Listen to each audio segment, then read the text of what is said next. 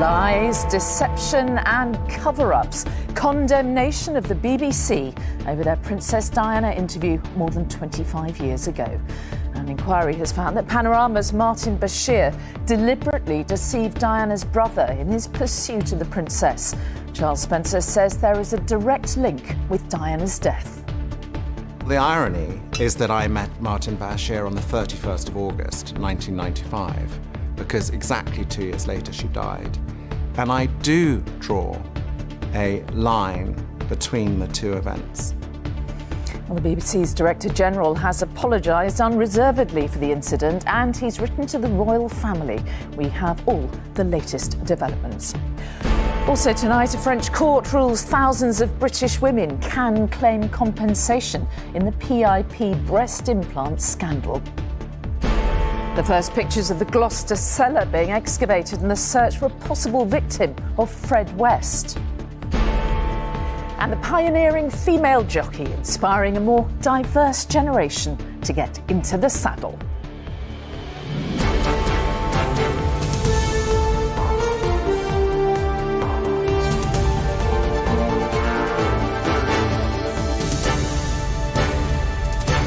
This is the ITV Evening News with Mary Nightingale.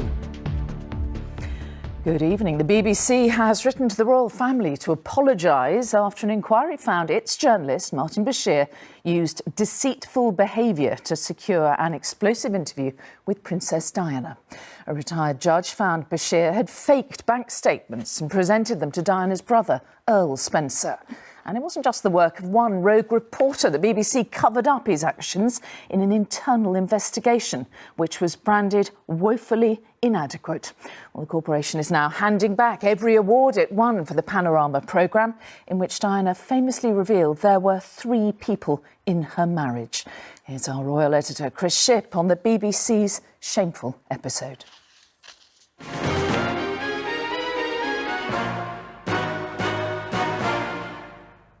It was the interview which changed the course of royal history, one of the BBC's biggest scoops ever. But if I tripped up, which invariably I did, because I was new at the game, a ton of bricks came down on me. In 1995, 23 million people watched Princess Diana speak to Martin Bashir. Do you think Mrs. Parker Bowles was a factor in the breakdown of your marriage?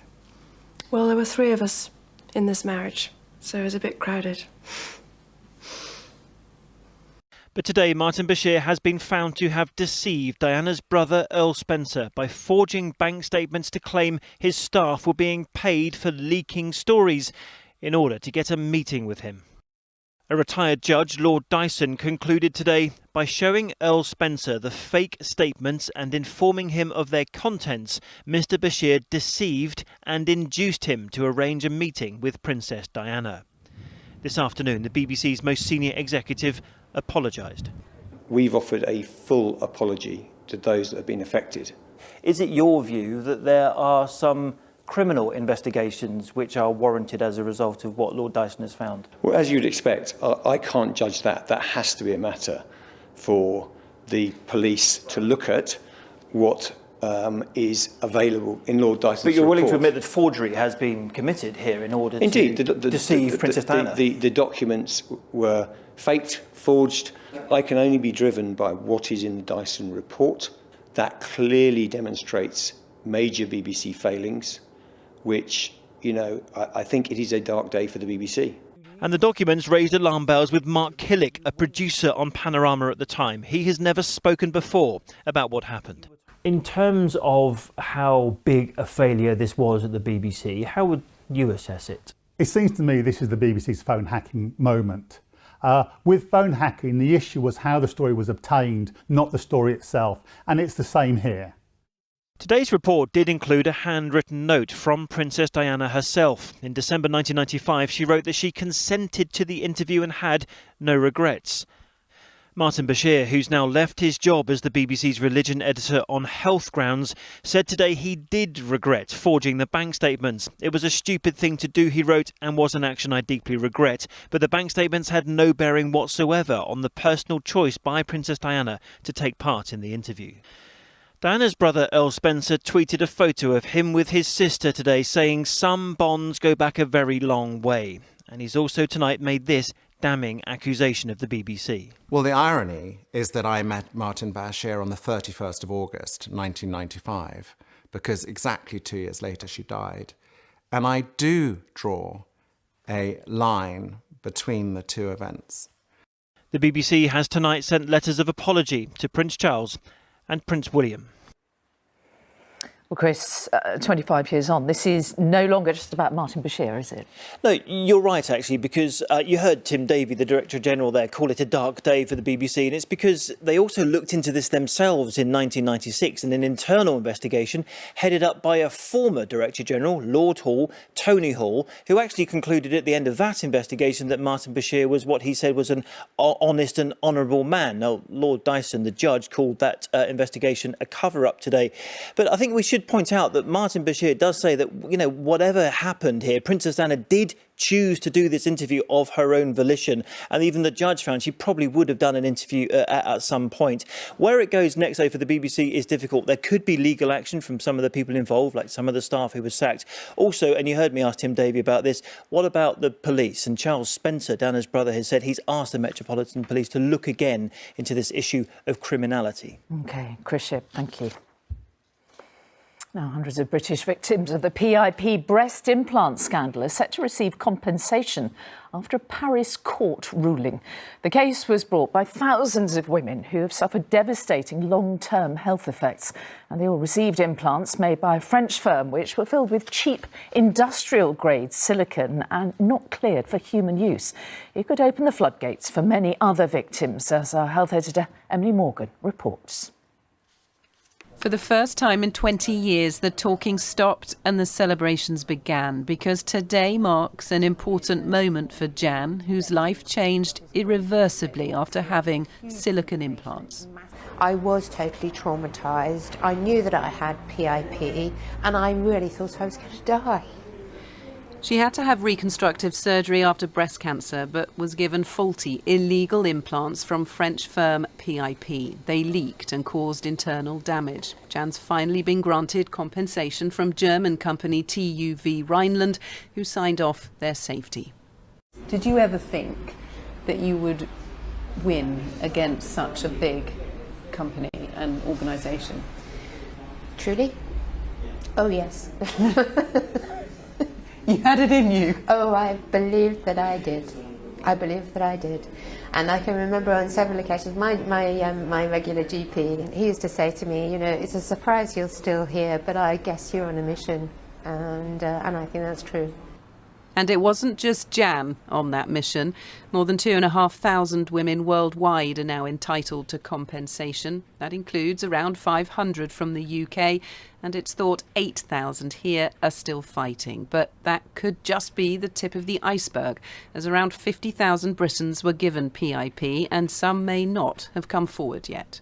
This decision put an end to the long period of doubt we have been going through, and definitely opened the way to compensation. That's what Christy hopes. 10 years ago, she spoke to us and is still waiting for a decision on her claim. Today, she said money won't end it all for her. All of the people that have suffered have now got a lifetime of worry, really, whether there's going to be something that comes back to bite them. But I think the money goes a little way towards helping towards some of the costs we've all had to face. Jan started all of this, but says it's not mission complete. There are still too many women out there needing justice. Emily Morgan, ITV News.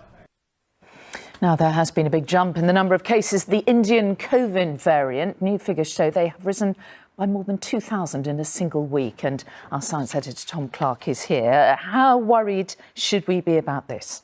Well, I think it's really important to say at this stage, this is not the best news. This is not what we wanted to see at all. I mean, the numbers have gone up 457 cases since Matt Hancock announced new numbers in the Commons only yesterday. So it's a big rise.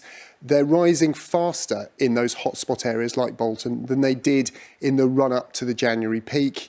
That's reaffirming this suspicion, this strong suspicion, this Indian variant is much more transmissible than the UK variant. But it's hard to pin that down right now. Looking at these numbers on their own, this is very worrying, but there are some really important caveats. We don't know if these are sort of hotspot super spreader events in areas of the country where we know transmission was high before, vaccination rates were low. What's really important is we look at other outbreak areas and see how the variant's behaving there. I was in Nuneaton earlier today where they're going door to door doing surge testing, so they've had 9 confirmed cases in that area there. Vaccination rates are higher in Nuneaton. How does the variant behave there? Are we going to see similar growth rates in that part of the country? That would be the first signal I think we're going to get about how worried we should be. But I think it's fair to say scientists are a lot more gloomy today than they were even a couple of days ago. OK, thanks, Tom. Police have released pictures of the cellar where officers are searching for a teenager thought to have been one of serial killer Fred West's victims. Detectives are excavating a cafe in Gloucester where it's thought 15-year-old Mary Bastholm may be buried. From the scene, here's Ben Chapman. Its surface is marked with chalk, a map for discovering the secrets that might lie beneath this cellar floor. Filmed yesterday, shortly before police began their excavation work, to find out if this is the final resting place of a 15-year-old girl. In 1968, Mary Bastholm worked in the cafe above. She was wearing a blue coat when she disappeared. It was the discovery of what appears to be a piece of blue material in a void under the floor that has led detectives to begin their search in a room that was once worked on by the serial killer Fred West. The video was filmed by the ITV documentary team that made that discovery. The police have since found 6 hidden holes under the cellar, which they've now spent a second day excavating. But this expert says the work in the building is only the beginning of the process. What we would do with forensic archaeology is we will be bagging that material. And that means that we've got the opportunity to do other testing later on. It means that we can put it through sieves, looking for very small items. As their search ended for the day, officers removed chunks of concrete from the cafe. Whatever secrets the floor has hidden for decades, police say will be uncovered methodically and meticulously over the next 2 weeks. Ben Chapman, ITV News, Gloucester. Still to come, the ITV Evening News. Will the biggest shake-up of the railways in a quarter of a century actually lead to better train services?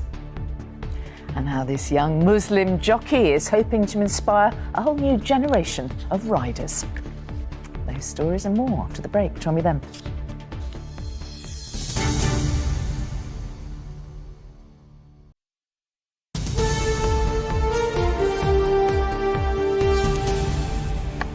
Welcome back. Now, as the UK struggles to contain the Indian COVID variant, India itself faces a battle on a whole different scale. Yesterday, it reported more than 4,500 COVID fatalities, and that's the highest ever daily death toll of any country.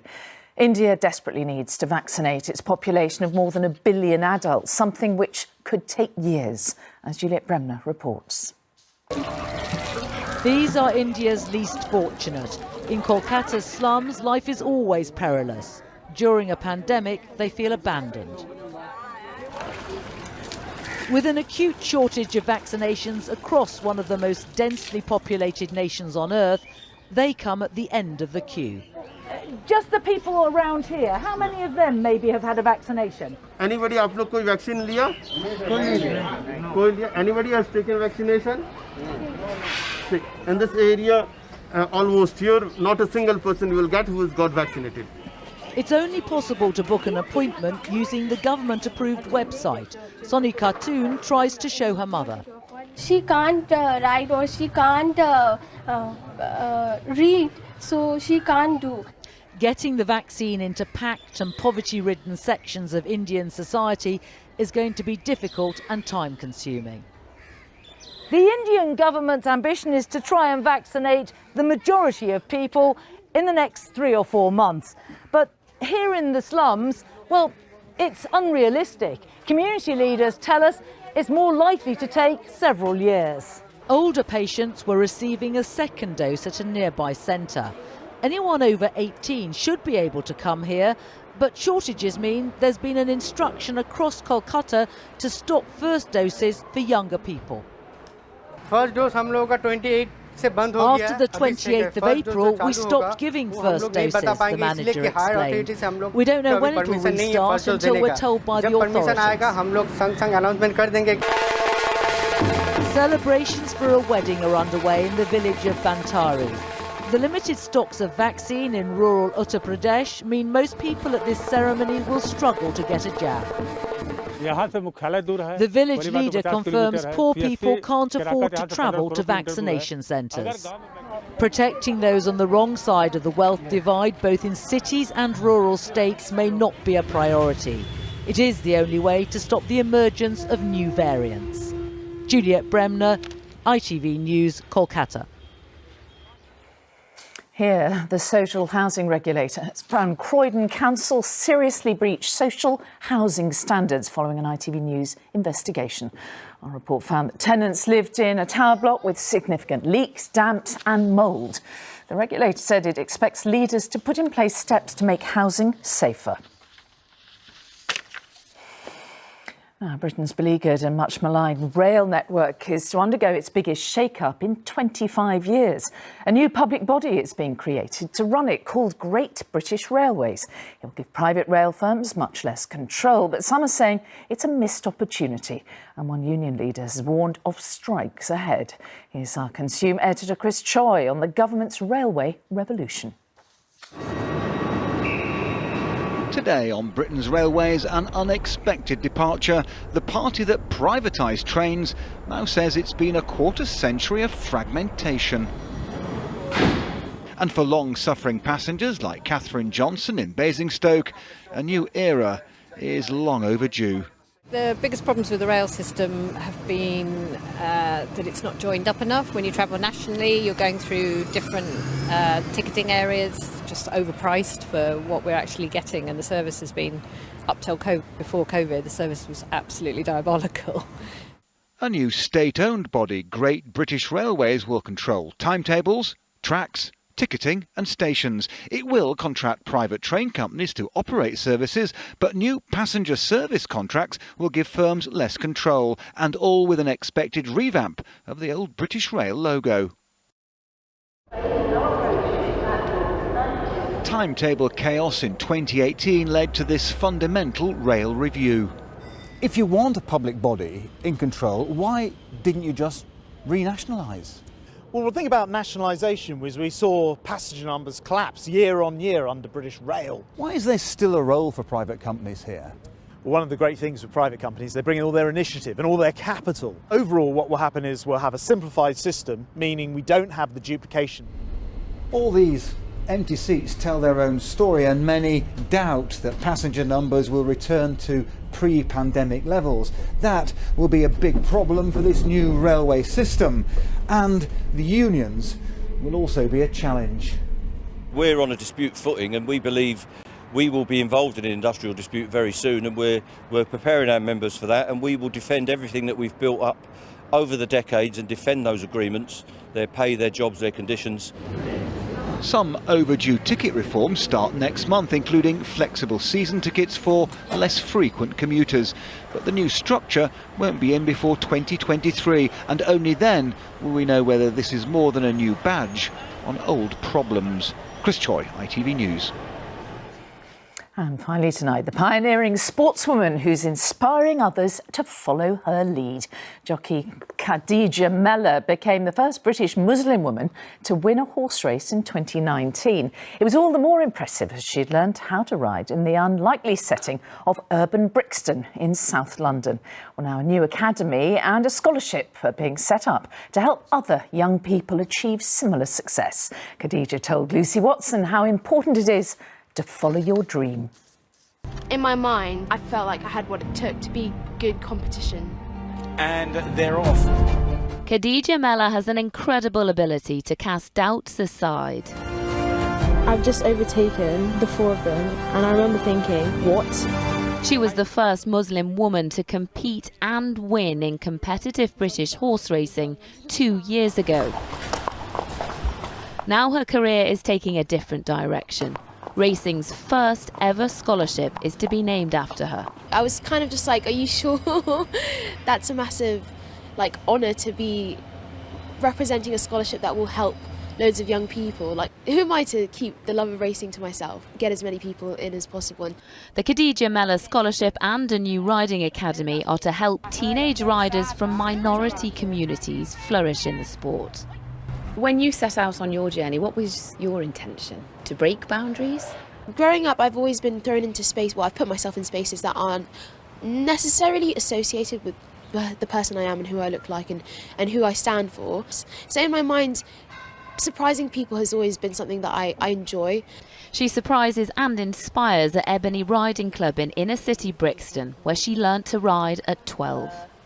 You'll see young kids who maybe it's their first day here and they might be kind of 8 or 9 and they might see Khadija on the yard or see a photo of her inside and they get really excited and they just think that if she can do it, they can do it as well. So she has a message for anyone thinking of applying for the scholarship. Absolutely go for it, because you miss 100% of the shots you don't take, so you never know. Khadija has grasped every opportunity she's been given and is helping to change a narrative. Lucy Watson, ITV News, Brixton. And that's it. Tom's here at 10 from me and all the team. Bye-bye.